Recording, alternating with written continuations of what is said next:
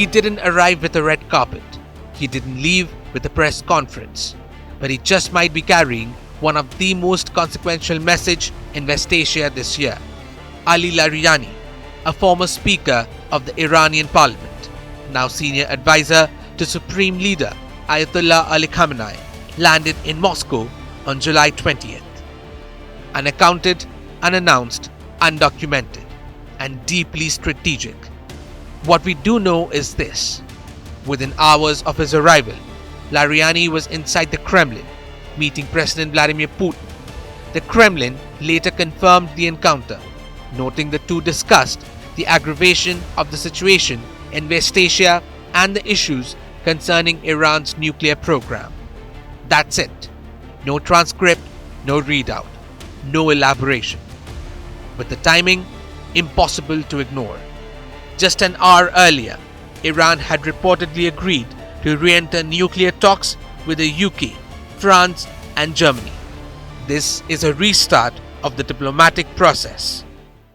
گفتگوی ایران و سه کشور اروپایی بله همونطور که اعلام شد در یک مکانی غیر از اروپا در استانبول این نشست برگزار خواهد شد در سطح معاونان وزیر امور خارجه با حضور مسئول سیاست خارجی اتحادیه اروپایی در واقع معاون مسئول سیاست خارجی اتحادیه اروپایی. موضوع گفتگو هم روشن هست رفع تحریم ها و مباحث مربوط به برنامه هسته‌ای صلح‌آمیز ایران. So why did Tehran dispatch one of its most trusted political minds to Moscow, bypassing Europe, the US, and even public diplomacy? Because behind the scenes, Iran may be growing skeptical of both Washington and Brussels, and looking to Moscow for backup. The backdrop is explosive. On June 22nd, American airstrikes hit Iranian nuclear sites in a surprise pre-dawn operation. Washington claimed it was to prevent further escalation amid the Israel-Iran conflict. Tehran saw it differently, as a direct challenge to its sovereign rights to civilian nuclear research permitted under the NPT. Russia, notably, issued a careful statement of support but offered no material defense.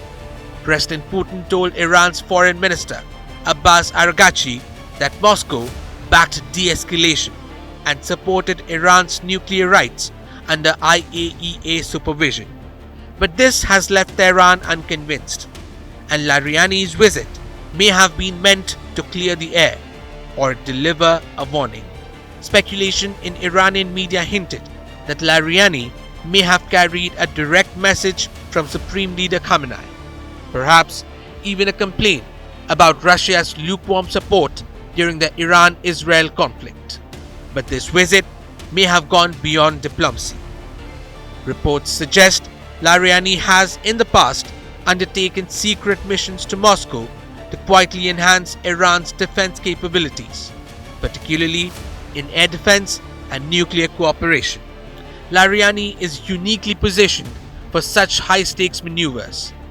He is respected within the Iranian political elite, trusted by the supreme leader, and is considered a key architect of the original JCPOA deal. So, why bring him now, after the diplomatic silence? Because Iran is recalibrating, and Russia is hedging. Tehran knows the nuclear file is back on the global agenda. Talks with Europe have resumed. The US, despite maximum pressure, has failed to fully contain Iran's enrichment efforts. And Israel continues its campaign of covert strikes and public warnings. In this volatile mix, Russia becomes the swing state, capable of supporting Iran at the UN, blocking sanctions, and supplying air defense systems critical to Tehran's survival. Yet, Moscow is playing its own game. It's allied with Iran in Syria, but it also maintains ties with Israel, and it's careful not to provoke the United States unnecessarily, especially as it faces its own sanctions and military entanglements in Ukraine. This makes Larijani's visit not just diplomatic but diagnostic. Tehran is testing Moscow, measuring resolve, and perhaps demanding clarity. Because in a world of shifting alliances and transactional diplomacy, should Iran still trust Russia? Bureau Report, India Today Global.